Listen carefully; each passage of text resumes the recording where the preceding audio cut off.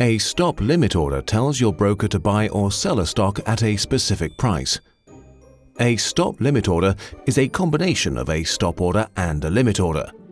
This is why when you use a stop limit order, you will need to set a stop price and a limit or act price. Along with these two prices, you will also need to set the amount of shares you want to buy or sell.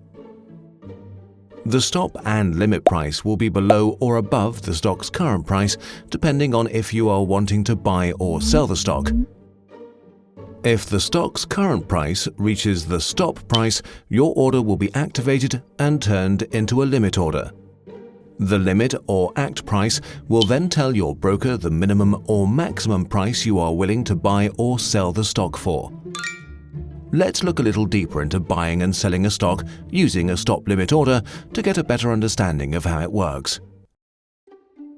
When using a stop limit order to sell a stock, you will set the stop and limit price below the current stock price. This allows you to minimize losses or to lock in profits when the price of a stock you already own is decreasing.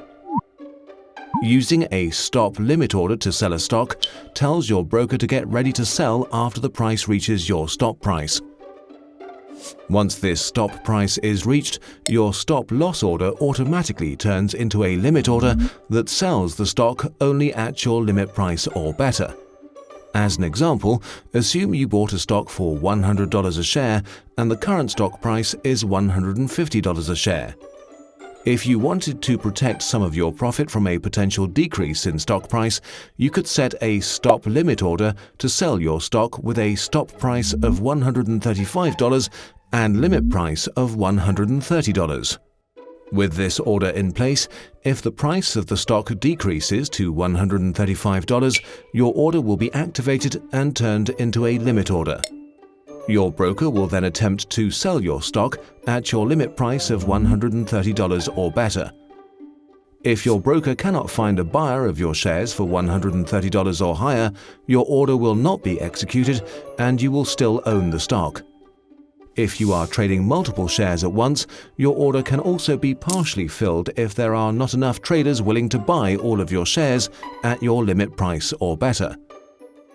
When using a stop limit order to buy a stock, you will set the stop and limit price above the current stock price. This allows you to buy a stock that is building upward momentum with an intuition that this is a sign the stock price will continue to rise.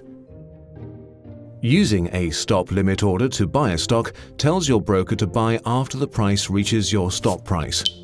Once this stop price is reached, your stop limit order automatically turns into a limit order that buys the stock only at your limit price or better.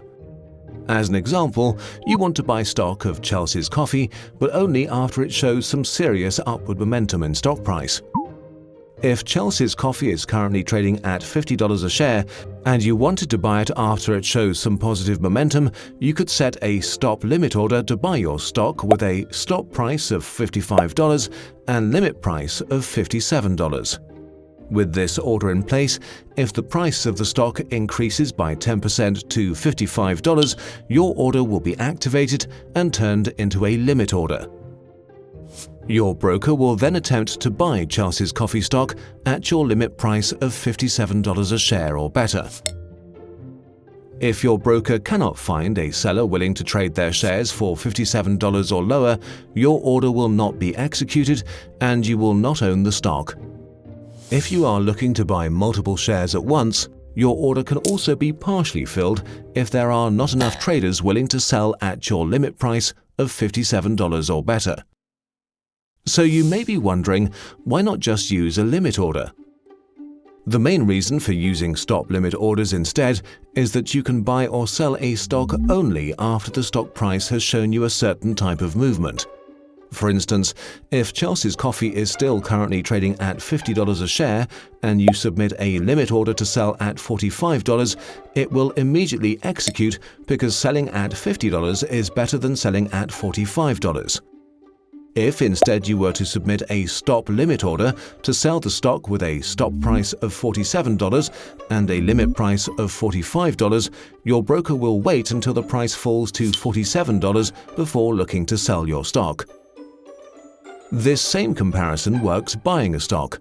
For instance, if Chelsea's Coffee is still currently trading at $50 a share and you submit a limit order to buy at $57, it will immediately execute because buying at $50 is better than buying at $57. If instead you were to submit a stop limit order to buy the stock with a stop price of $55 and a limit price of $57, your broker will wait until the price rises to $55 before looking to buy the stock.